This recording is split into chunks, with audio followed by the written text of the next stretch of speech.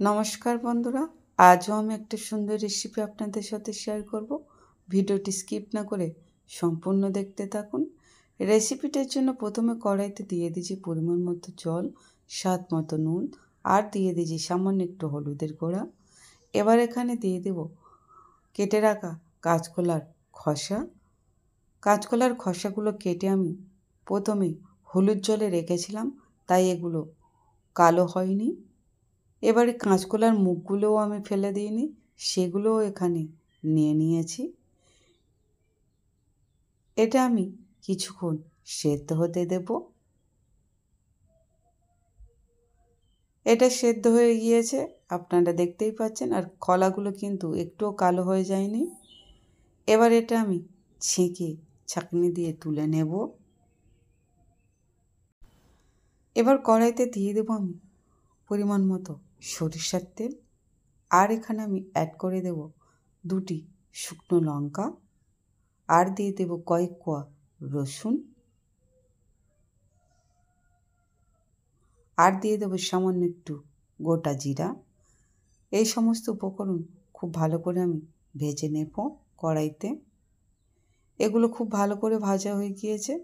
এবার এটাও আমি তুলে নেব বাটি করে।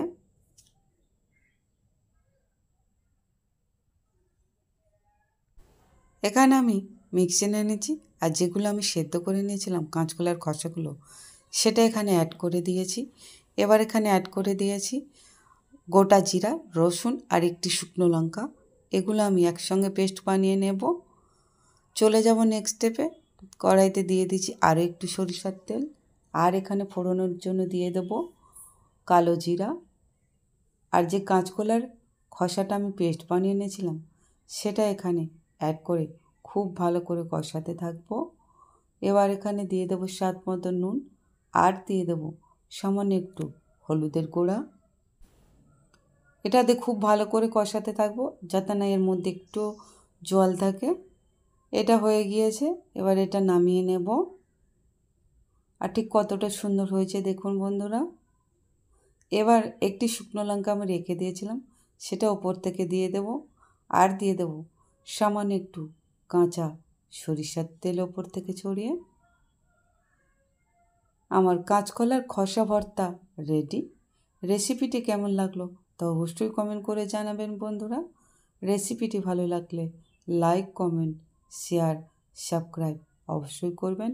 ভালো থাকবেন, সুস্থ থাকবেন। ধন্যবাদ।